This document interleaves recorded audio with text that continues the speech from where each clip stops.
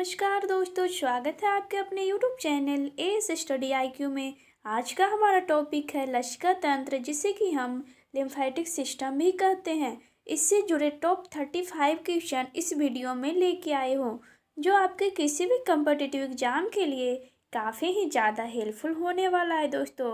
और हाँ, लास्ट में एक क्वेश्चन आप लोगों के लिए रिवीजन क्वेश्चन रहेगा, तो आपको उसका आंसर कमेंट बॉक्स में ज़रूर देना है। चलिए बिना टाइम वेस्ट किए हुए हम अपने फर्स्ट क्वेश्चन की ओर चलते हैं। फर्स्ट क्वेश्चन है हमारा दोस्तों आपके स्क्रीन पे, लसिका प्रणाली में निम्नलिखित को छोड़कर सभी शामिल है। तो यानी कि कौन सा एक ऐसा कंपोनेंट है जो लिम्फेटिक सिस्टम में नहीं पाए जाते हैं। तो देखते हैं कि लिम्फेटिक सिस्टम में क्या क्या पाए जाते हैं दोस्तों। तो लिम्फ नोड्स पाए जाते हैं। ऑफकोर्स लिम्फेटिक सिस्टम में लिम्फ नोड प्रेजेंट होता है, आप लोग फिगर भी देख सकते हैं दोस्तों। ये जो लिम्फेटिक वेसल होता है उसके बीच में ये छोटा छोटा नोड होता है, उसे ही हम लिम्फेटिक नोड कहते हैं। यानी गांठ के जैसा, मतलब थोड़ा वहाँ पे जो लिम्फ होता है वो जम जाता है तो वो नोड का निर्माण करता है, तो उसे हम लिम्फ नोड कहते हैं। और ये फिर है लिम्फेटिक वेसल, ये तो प्रेजेंट ही रहता है। फिर लिम्फेटिक वेसल में लिम्फ प्रेजेंट रहता है, तो कौन नहीं पाया जाता है। तो इसका राइट आंसर है ऑप्शन ए, यानी कि ब्लड लिम्फेटिक सिस्टम में नहीं पाया जाता है। लिम्फेटिक सिस्टम में क्या पाया जाता है दोस्तों, तो लिम्फ नोड, लिम्फेटिक वेसल और लिम्फ पाया जाता है। ठीक है, चलिए नेक्स्ट क्वेश्चन है हमारा, निम्नलिखित में से कौन सा वक्षीय वाहिनी पर लागू होता है।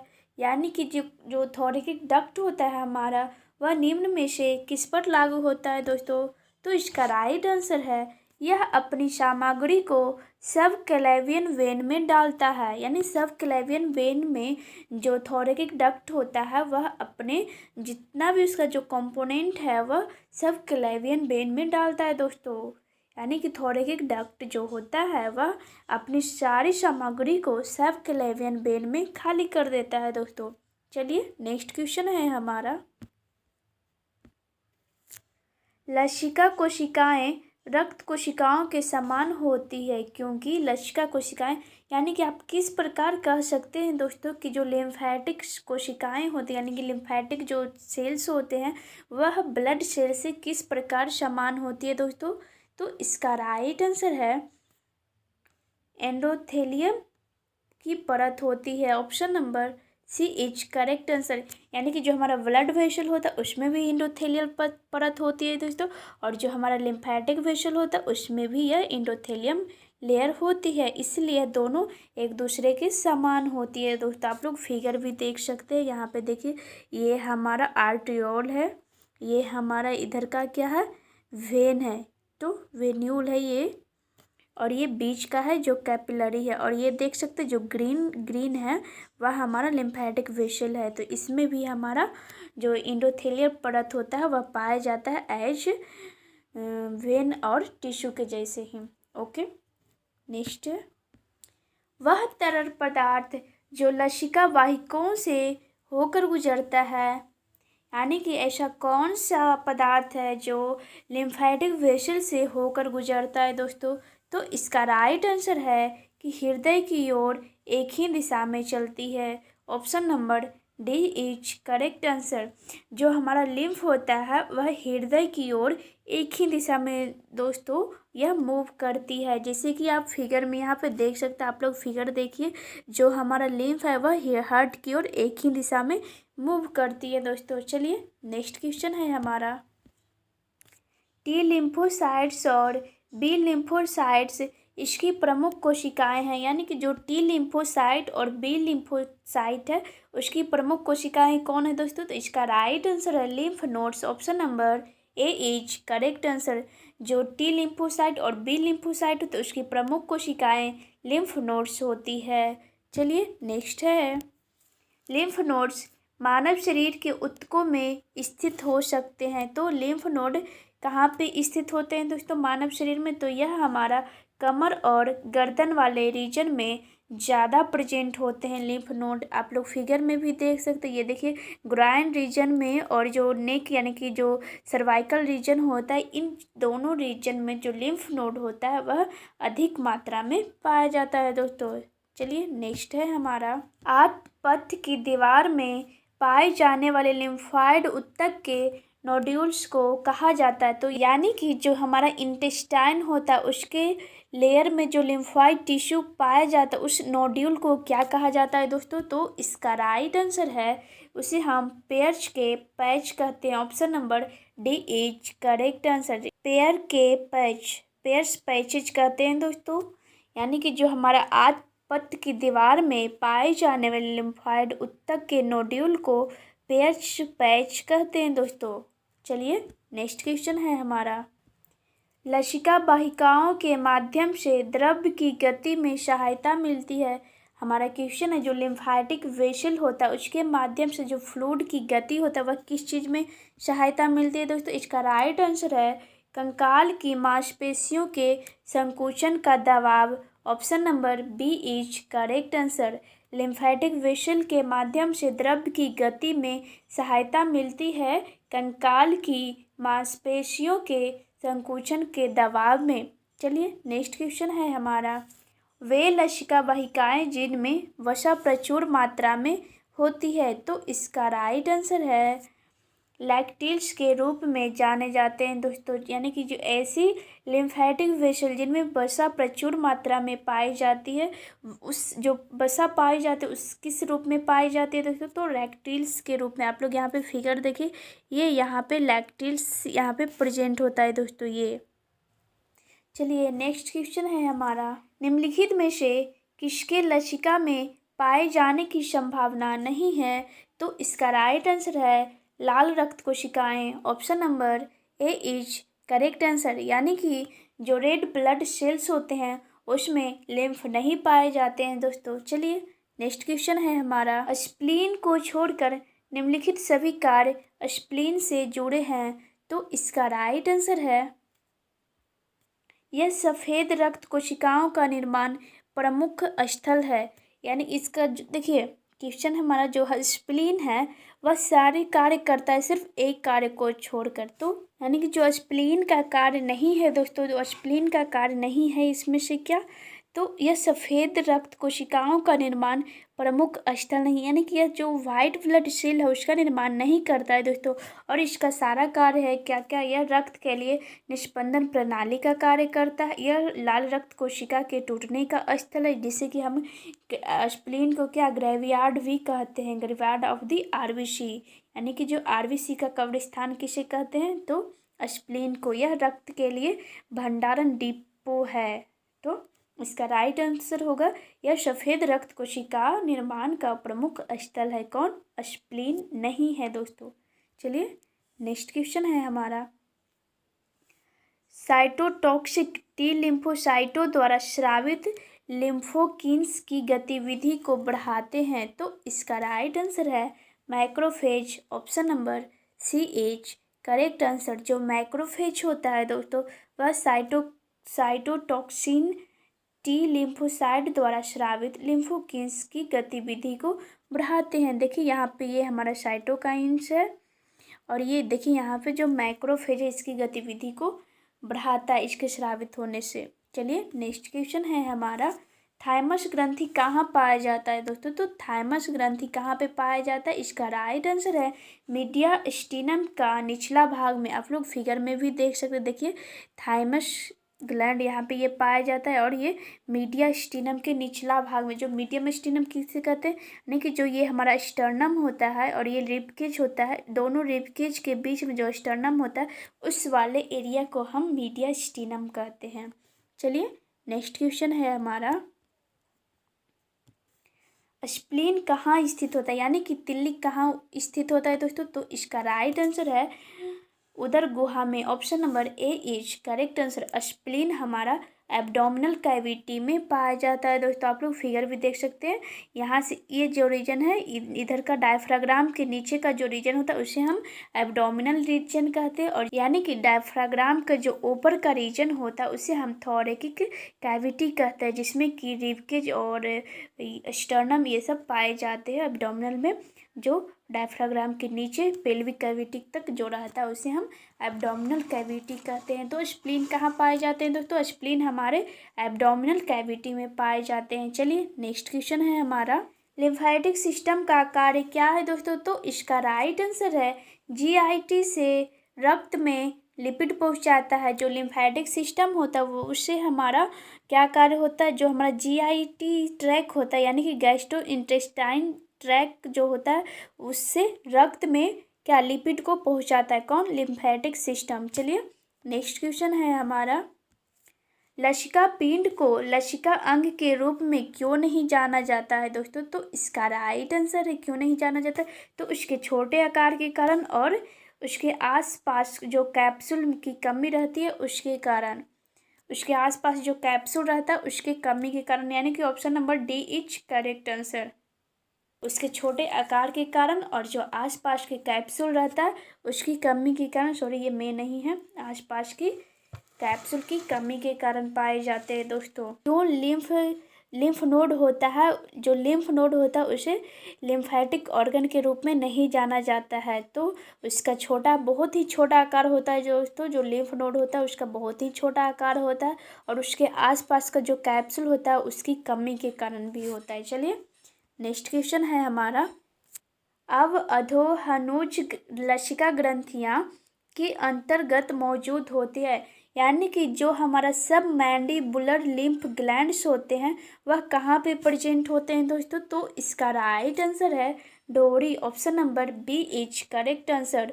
आप लोग फिगर में भी देख सकते हैं दोस्तों, ये देखिए ये हमारा क्या है, सब मैंडिबुलर लिम्फेटिक नोड्स है और ये कहाँ पे प्रेजेंट है दोस्तों? ये हमारा चिन वाले रीजन में प्रेजेंट है, यानी कि सब मैंडिबुलर लिम्फ ग्लैंड्स कहाँ पे पाए जाते हैं? तो चिन्ह में पाए जाते हैं, हमारे इस वाले रीजन में पाए जाते हैं। चलिए नेक्स्ट क्वेश्चन है हमारा, निम्नलिखित में से एक लसिका अंग नहीं है, यानी कि निम्नलिखित में से कौन सा एक लिम्फेटिक ऑर्गन नहीं है? तो इसका राइट आंसर अग्नाशय, option number A is correct answer. Lymphatic organ कौन कौन है? तो स्प्लीन है, थाइमस है, टॉन्सिल, ये तीनों लिम्फेटिक ऑर्गन है, बट अग्नाशय लिम्फेटिक ऑर्गन नहीं है। चलिए नेक्स्ट क्वेश्चन है हमारा, छोटी आंत से लौटने वाला लिम्फेटिक फ्लूइड प्रचुर मात्रा में होता है, यानी कि जो स्मॉल इंटेस्टाइन से जो वापस फ्लूइड लौटता है उसमें क्या प्रचुर मात्रा में रहता है दोस्तों? इसका राइट आंसर है वसा।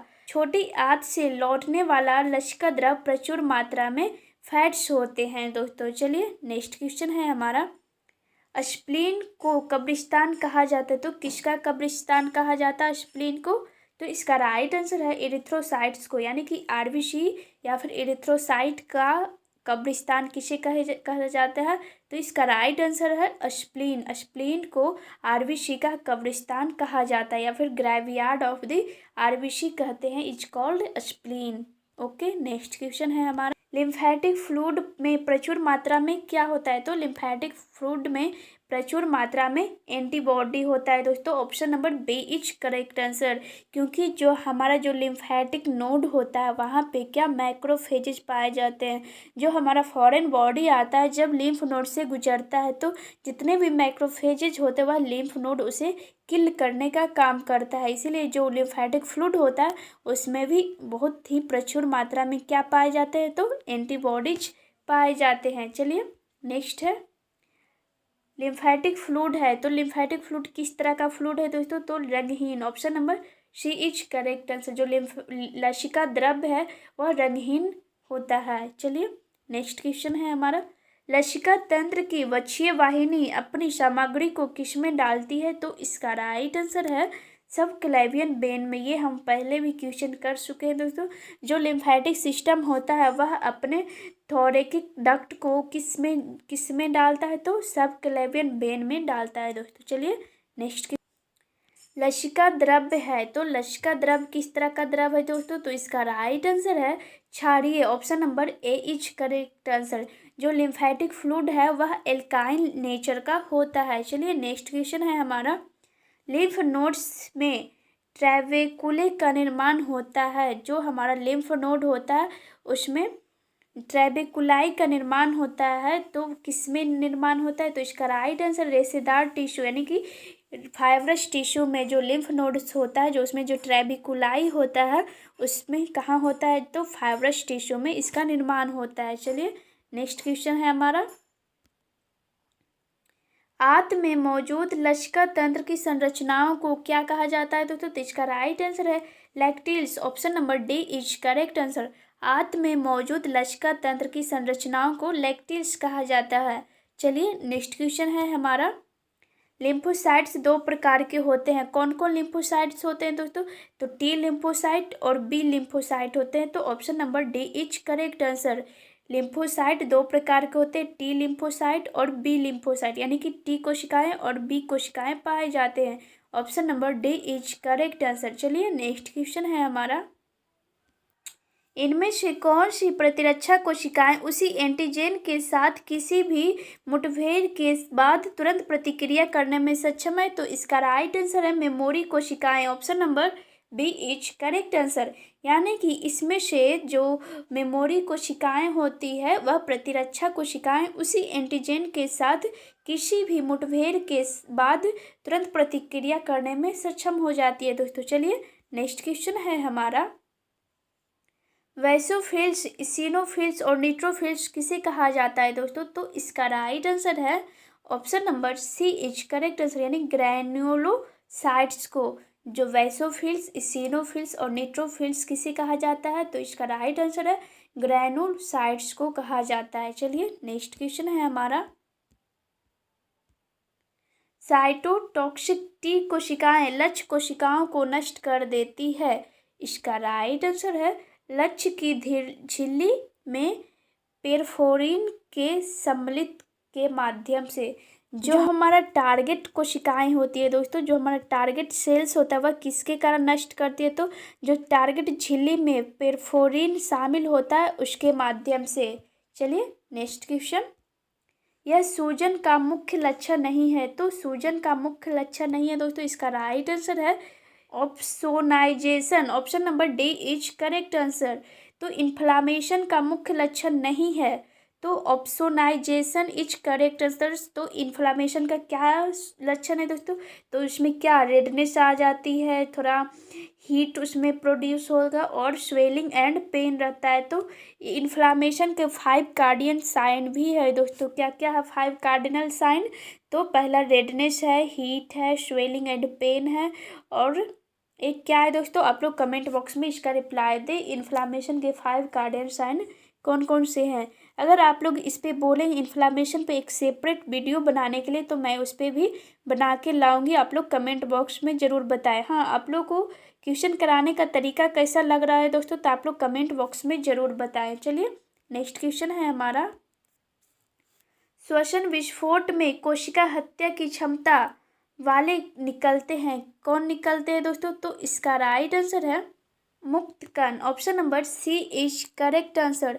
जो सेल किलिंग करने की क्षमता पाई जाती है, किस में पाई जाती है? जो फ्री रेडिकल्स होता है उसमें यह क्षमता पाई जाती है। चलिए नेक्स्ट क्वेश्चन है हमारा, जब एक सहायक टी कोशिका एक प्रदर्शित कोशिका पर द्वितीय श्रेणी MHC प्रोटीन के साथ जुड़ती है तो जो घटना शुरू होती है उसे क्या कहा जाता है? तो इसका राइट आंसर है लागत निर्धारण। Option number B is correct answer, यानी कि कोस्टिमुलेशन। जब एक टी सेल जो प्रदर्शित कोशिका है वह द्वितीय श्रेणी MCH प्रोटीन के साथ में जुड़, यानी कि जो दूसरा प्रोटीन है MCH प्रोटीन के साथ में जुड़ती है, तो जो घटना होती है उसे हम कोस्टिमुलेशन कहते हैं। चलिए नेक्स्ट क्वेश्चन है हमारा, लिम्फोसाइट्स जो थाइमस में प्रतिरक्षा क्षमता विकसित कर सकते हैं उसे क्या कहते हैं? तो इसका राइट आंसर है T lymphocyte. Option number B is correct answer. Lymphocyte जो थाइमस में प्रतिरक्षा क्षमता विकसित कर लेते हैं वह टी लिम्फोसाइट है दोस्तों। चलिए नेक्स्ट क्वेश्चन है हमारा, एकमात्र रक्त कोशिकाएं हैं जिन्हें प्रतिरक्षा प्रणाली के भाग के रूप में नहीं देखा जाता है। तो इसका राइट आंसर क्या है दोस्तों, आप लोग कमेंट बॉक्स में ज़रूर बताएं। और हाँ, आप लोगों को आज का यह वीडियो कैसा लगा हो दोस्तों, कमेंट बॉक्स में ज़रूर बताएं। और नेक्स्ट वीडियो किस टॉपिक पे लेके आऊँ इसका भी आप लोग कमेंट बॉक्स में ज़रूर रिप्लाई दें। चलिए मिलते हैं नेक्स्ट वीडियो में, तब तक के लिए जय हिंद, वंदे मातरम। Thanks for watching this video.